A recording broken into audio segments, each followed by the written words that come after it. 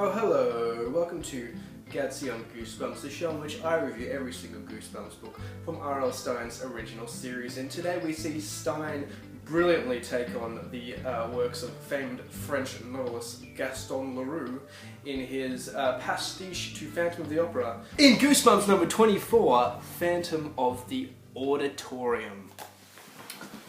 A very striking, very strong colour scheme there, like the pink and purple. My book's a little bit beat up, sorry. You can tell this is a very old one for my collection, owing to my my adorable little scroll there.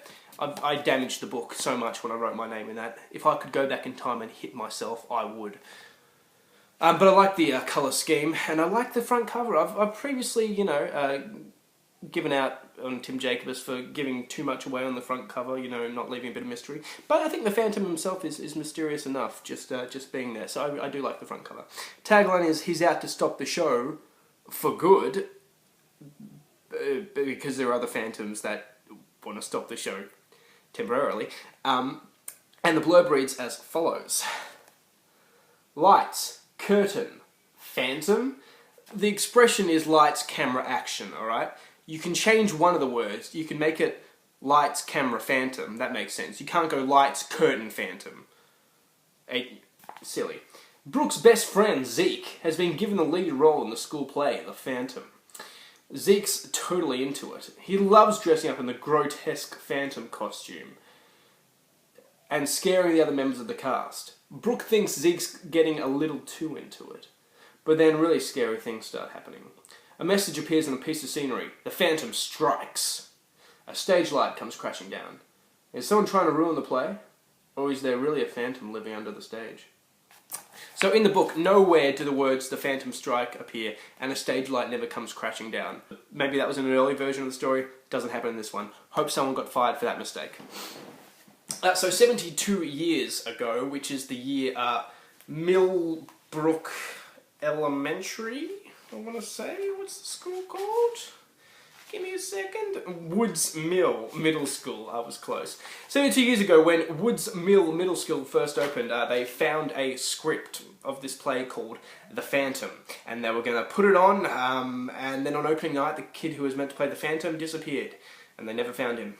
So since then, the play's been cursed, and no one's ever put it on. Until now, 72 years later, they've found a script in a vault somewhere, and they're going to put the play on 72 years later, even though it's apparently cursed. And the lead roles go to Brooke and her practical joking best friend Zeke. And they're so interested in this myth of a phantom who lives underneath the school that they go and investigate under the basement one night via a trapdoor in the stage. But all they find is the night janitor, Emile. But then strange things do start happening. The Phantom appears on stage, even though Zeke's not in the building, apparently. And, Brooke gets a note in her desk with a Phantom mask that says, "Stay away from my home sweet home."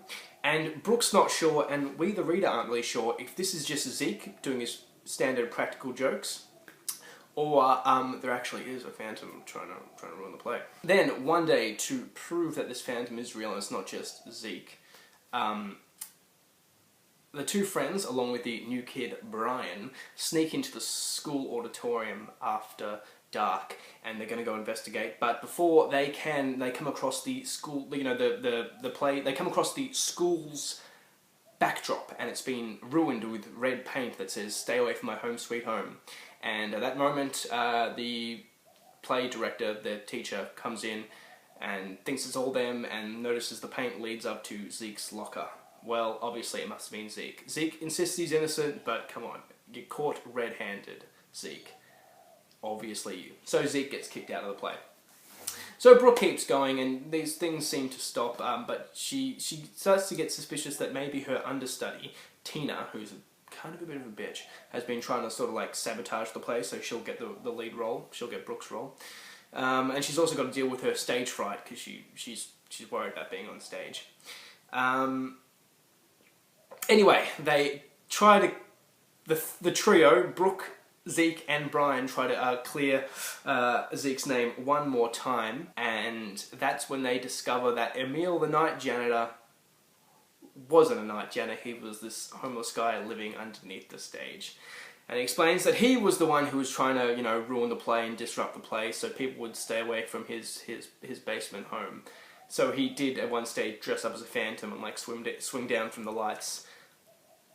Because that's the easiest way to stop people asking questions, I guess. So there was no phantom, it wasn't actually Zeke. Someone was trying to sabotage the play, but it was just this homeless guy.